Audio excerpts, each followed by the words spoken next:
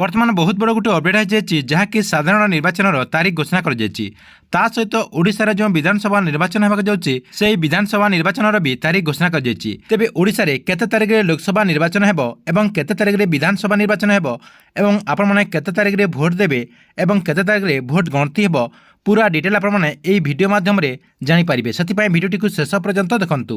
ता पूर्व वीडियो को गोटे लाइक कर दियंतु एवं जो माने मो चैनल को नुआ आस्थिबे चैनल को सब्सक्राइब करी पाखर थिबा बेल आइकन को क्लिक करके ऑल नोटिफिकेशन ऑन कर दियंतु।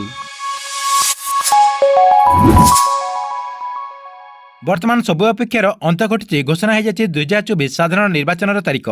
दिल्लीर विज्ञान भवन में प्रेसमिट जरिया निर्वाचन कमिशन एने घोषणा कर लोकसभा निर्वाचन और विधानसभा निर्वाचन तारीख घोषणा कर ओडिशा रे 4टी पर्यायर भोट ग्रहण कर मे 13 तारीख मे 20 तारीख मे 25 तारीख एवं जून 1 तारीख रे भोट ग्रहण कर जून 4 तारीख मंगलवार दिन सारा देश में लोकसभा और विधानसभा भोट गणति कर 2024 साधारण निर्वाचन लगी आज बिगुल बजाई निर्वाचन कमिशन।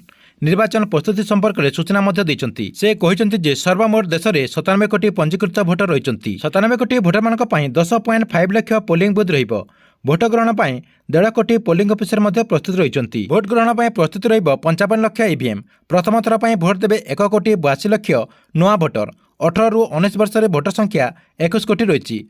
एटी आप मोबाइल स्क्रीन देखिपारे जे सर्वमोट केते भोटर रही सहित मेल भोटर केते रही फीमेल केते रही तापर आपणकर एज वाइज आपणकर देखंतु 18 ରୁ 19 वर्षर केते कोटी रही सहित आपणकर देखंतु भिन्नक्षम केते रही आपणकर सर्विस भोटर केते रही सहित देखंतु एठी 20 ରୁ 29 वर्षर जो युवा भोटर रही से माने केते कुर रही सहित देखंतु आपणकर जो 85 वर्षर प्लस जो रही से माने केते भोटर रही सब आपणकर एठी डिटेल आपण देखि पारिबे।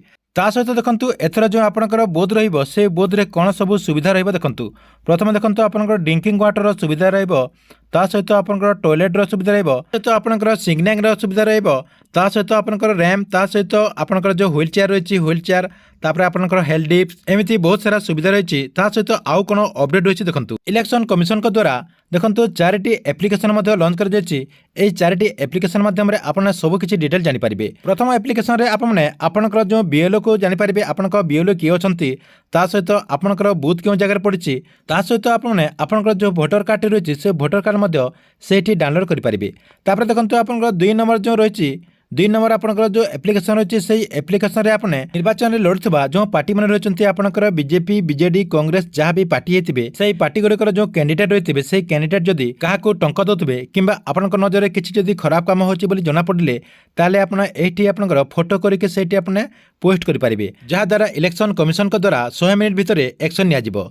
ता सहित देखंतु आउ गुटे आपणकर एप्लिकेशन रही इकेएससी एप्लिकेशन माध्यम आपणकर जो कैंडिडेट रही आपणक अंचल जो कैंडिडेट रही से कैंडिडेट भितर आपने पूरा डिटेल जानीपारे जदि से खराब प्रकृतिर होते कि आपणकर कौन क्रिमिनाल प्रकृतिर होते विषय आपने एप्लिकेशन माध्यम पूरा डिटेल जानीपारे। ता सहित देखंतु इलेक्शन कमिशन को द्वारा बहुत सारा अपडेट दि जाएगी जहाँकि आपने ये इमेज माध्यम देखिपारे।